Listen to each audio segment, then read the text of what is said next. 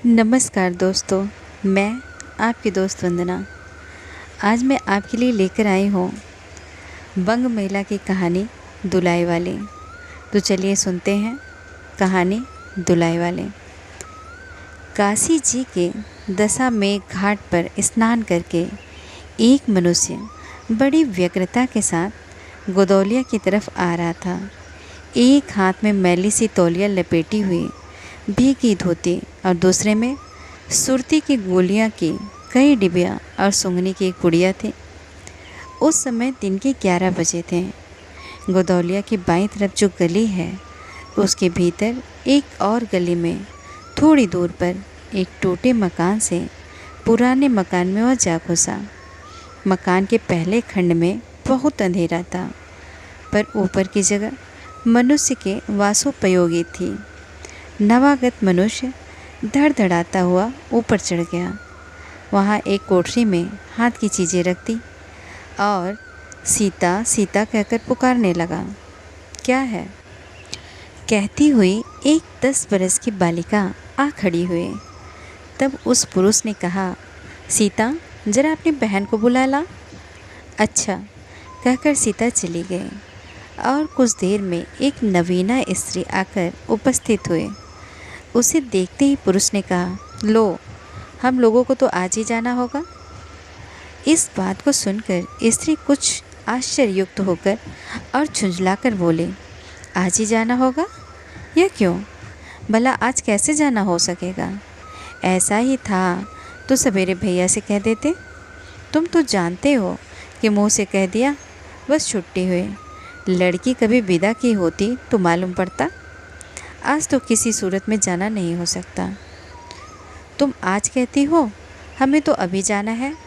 बात यह है कि आज ही नवल किशोर कलकत्ते से आ रहे हैं। आरे से अपनी नई बहू को भी साथ ला रहे हैं। सो उन्होंने हमें आज ही जाने के लिए इसरार किया है।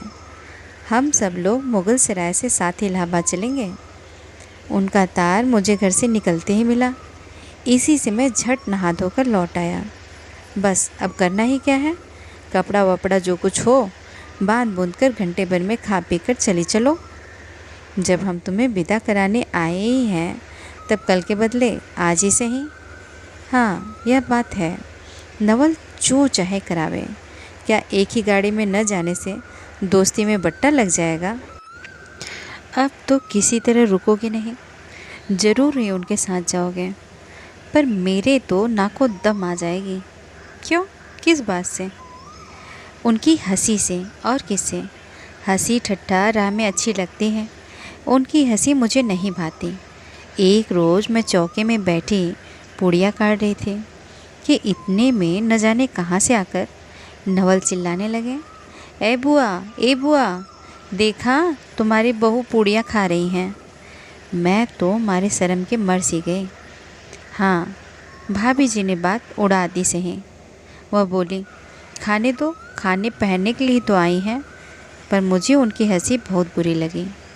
बस इसी से उनके साथ नहीं जाना चाहती। अच्छा चलो, मैं नवल से कह दूँगा कि बेचारी कभी रोटी तक तो खाती नहीं, पूड़ी क्यों खाने लगी। इतना कहकर वंशीधर कोठरी के बाहर चले गए और बोले, मैं तुम्हारे भैया के पास जाता हूँ, तुम रो रुलाकर तैयार हो जाना। इतना सुनते ही जानकी देवी की आंखें भर आईं और आषाढ़ सावन की ऐसी झड़ी लग गई। वंशीधर इलाहाबाद के रहने वाले हैं, बनारस में ससुराल है। स्त्री को विदा कराने आए हैं। ससुराल में एक साले साली और सास के सिवाय और कोई नहीं है। नवल किशोर इनके दूर के नाते में ममेरे भाई हैं, पर दोनों में नाते से मित्रता का ख्याल अधिक है। दोनों में गहरी मित्रता है। दोनों एक जान दो कालिब हैं। उसी दिन वंशीधर का जाना स्थिर हो गया। सीता बहन के संग जाने के लिए रोने लगी। माँ रोती धोती लड़की को विदा की सामग्री इकट्ठी करने लगी। जानकी देवी भी रोती ही रोती तैयार होने लगी। कोई चीज़ भूलने पर धीमी आवाज़ से माँ को याद भी दिलाती गई। 1 बजने पर स्टेशन जाने का समय आया। अब गाड़ी या इक्का लाने कौन जाए? ससुराल वालों की अवस्था अब आगे सी नहीं थी कि दो दो चार चार नौकर चाकर हर समय बने रहें। सीता के बाप के न रहने से काम बिगड़ गया है। पैसे वाले के यहाँ नौकर चाकरों के सिवा और भी दो चार खुशामदी घेरे रहते हैं। छूछे को कौन पूछे। एक कहारिन है, सो भी इस समय कहीं गई है। साले राम की तबीयत अच्छी नहीं, वो हर घड़ी बिछौने से बातें करते हैं। तिस पर भी आप कहने लगे, मैं ही धीरे धीरे जाकर कोई सवारी ले आता हूँ, नज़दीक तो है। वंशीधर बोले, नहीं नहीं, तुम क्यों तकलीफ़ करोगे, मैं ही जाता हूँ। जाते जाते वंशीधर विचारने लगे कि इक्के की सवारी तो भले घर की स्त्रियों के लिए बैठने लायक नहीं होती, क्योंकि एक तो उतने ऊंचे पर चढ़ना पड़ता है, दूसरे पराये पुरुष के संग एक साथ बैठना पड़ता है। मैं एक पालकी गाड़ी ही कर लूँ, उसमें सब तरह का आराम रहता है। पर जब गाड़ी वाले ने 1.5 रुपया किराया मांगा, तब वंशीधर ने मन में कहा, चलो इक्का ही सही, पहुँचने से काम। कुछ नवल की सोच तो यहाँ साथ है नहीं, इलाहाबाद में देखा जाएगा।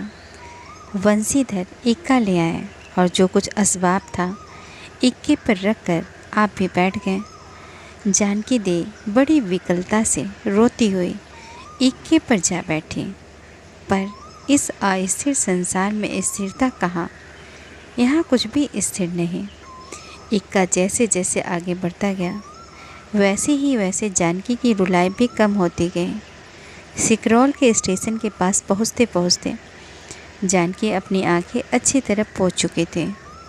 दोनों चुपचाप चले जा रहे थे कि अचानक वंशीधर की नज़र अपनी धोती पर पड़ी और अरे एक बात तो हम भूल ही गए कहकर पछतासा उठे। इक्के वाले के कान बचाकर जानकी ने पूछा, क्या हुआ, क्या कोई चीज़ भूल गए? नहीं, एक देसी धोती पहनकर आना था, सो भूल कर विलायती ही पहनाए। नवल कट्टर स्वदेशी हुए हैं ना, वह बंगालियों से भी बढ़ गए हैं। देखेंगे 2-4 सुनाए भी न रहेंगे। और बात भी ठीक है, नाहक विलायती चीज़ें मोल लेकर क्यों रुपए की बर्बादी की जाए। देसी लेने से भी दाम लगेगा, सही रहेगा तो देश में ही। जानकी जरा भौहें टेढ़ी करके बोली, धोती तो धोती, पहनने से काम, क्या यह बुरी है? इतने में स्टेशन के कुलियों ने आ घेरा। वंशीधर एक कुली करके चले। इतने में इक्के वाले ने कहा, इधर से टिकट लेते जाइए, पुल के उस पार तो 1.5 दर्जे का टिकट मिलता है। वंशीधर फिर कर बोले। इक्के की सवारी देखकर इसने ऐसा कहा। यह कहते हुए वंशीधर आगे बढ़े।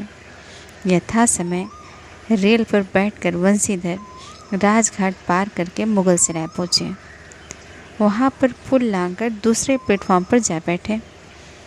आप नवल से मिलने की खुशी में प्लेटफॉर्म के इस छोर से उस छोर तक टहलते रहे। देखते देखते गाड़ी का धुआं दिखलाई पड़ा। मुसाफिर अपनी गठरी संभालने लगे। रेल देवी भी अपनी चाल धीमी करती हुई गंभीरता से आ खड़ी हुई। वंशीधर एक बार चलती गाड़ी ही में शुरू से आखिर तक देख गए, पर नवल का कहीं पता नहीं। वंशीधर फिर सब गाड़ियों को तेहरा गए। भीतर घुस घुस कर एक एक डिब्बे को देखा, किंतु नवल न मिले। अंत को आप खिजला उठे और सोचने लगे, मुझे तो वैसी चिट्ठी लिखी और आप ना आया, मुझे अच्छा उल्लू बनाया। अच्छा, जाएंगे कहाँ, भेंट होने पर समझ लूँगा। सबसे अधिक सोच तो इस बात का था कि जानकी सुनेगी तो ताने पर ताना मारेगी, पर अब सोचने का समय नहीं। रेल की बात ठहरी। वंशीधर छट गए और जानकी को लाकर जनानी गाड़ी में बिठाया। वह पूछने लगे, नवल की बहू कहाँ है? वो नहीं आए, कोई अटकाव हो गया, कहकर आप बगल वाले कमरे में जा बैठे। टिकट तो 1.5 का था, पर 1.5 दर्जे का कमरा कलकत्ते से आने वाले मुसाफिरों से भरा था, इसलिए तीसरे ही दर्जे में बैठना पड़ा। जिस गाड़ी में वंशीधर बैठे थे उसके सब कमरों में मिलाकर कुल 10 ही 12 स्त्री पुरुष थे। समय पर गाड़ी छूटी, नवल की बातें और न जाने क्या अगड़ बगड़ सोचते सोचते गाड़ी कई स्टेशन पार करके मिर्ज़ापुर पहुंची। मिर्ज़ापुर में पेटराम की शिकायत शुरू हुई। उसने सुझाया कि इलाहाबाद पहुंचने में भी देरी है। चलने के झंझट में अच्छी तरह उसकी पूजा किए बिना ही बंसीधर ने बनारस छोड़ा था। इसलिए आप झट प्लेटफॉर्म पर उतरें और पानी के बम्बे से हाथ मुंह धोकर एक खोमचे वाले से थोड़ी सी ताज़ी पूड़ियाँ और मिठाई लेकर निराले में बैठ आपने उन्हें ठिकाने पहुँचाया। पीछे से जानकी की सुध आए। सोचा कि पहले पूछ लें, तब कुछ मोल लेंगे, क्योंकि स्त्रियां नटखट होती हैं, वह रेल पर खाना नहीं पसंद करती। पूछने पर वही बात हुई। तब बंसीधर लौटकर अपने कमरे में आ बैठे। यदि वह चाहते हैं तो वे इस समय ड्योढ़े में बैठ जाते हैं, क्योंकि अब भीड़ कम हो गई थी। पर उन्होंने कहा, थोड़ी देर के लिए कौन बखेड़ा खड़ा करे। बंसीधर अपने कमरे में बैठा तो 2-1 मुसाफिर अधिक दिख पड़े। आगे वाले में से एक भी उतर गया था। जो लोग थे सब तीसरे ही दर्जे के योग्य ही जान पड़ते थे। अधिक सभ्य कोई थे तो बंसीधर ही थे। उनके कमरे में पास वाली जगह में एक भले घर की स्त्री बैठी थी। वह बेचारी सिर से पैर तक ओढ़े, सिर झुकाए, एक हाथ लंबा घूंघट काढ़े, कपड़े की गठरी सी बनी बैठी थी। बंसीधर ने सोचा, इनके संग वाले भद्र पुरुष के आने पर उनके साथ बातचीत करके समय बिताएंगे। 1-2 करके तीसरी घंटी बजी। तब वह स्त्री कुछ अचकचा कर थोड़ा सा मुँह खोल जंगले के बाहर देखने लगी। ज्यों ही गाड़ी छूटी, वह मानो काँप सी उठी। रेल का देना लेना तो हो ही गया था। अब उसको किसी की क्या परवाह, अपनी स्वाभाविक गति से चलने लगे। प्लेटफॉर्म पर भीड़ भी न थी। केवल 2-4 आदमी रेल की अंतिम विदाई तक खड़े थे। जब तक स्टेशन दिखलाई दिया तब तक वह बाहर ही देखते रहे। फिर अस्पष्ट स्वर से रोने लगे। उस कमरे में 3-4 प्रौढ़ा ग्रामीण स्त्रियां भी थीं। एक जो उनके पास ही थी कहने लगे, अरे इनकर मनई तो नहीं अइलेन हो, देखो हो रोल करथेन। दूसरी, अरे दूसर गाड़ी में बैठा हुई हैं। पहले दूर बोल रही, ये जनानी गाड़ी थोड़े है। दूसरी, तो हो भलू कहो, कहकर दूसरी भद्र महिला से पूछने लगे, कौने गांव उतरबू बेटा, मिर्ज़ापुर चढ़ी हो ना। इसके जवाब में उसने जो कहा वह सुन न सकी। तब पहले बोले, हट, हम पूछ लें ना।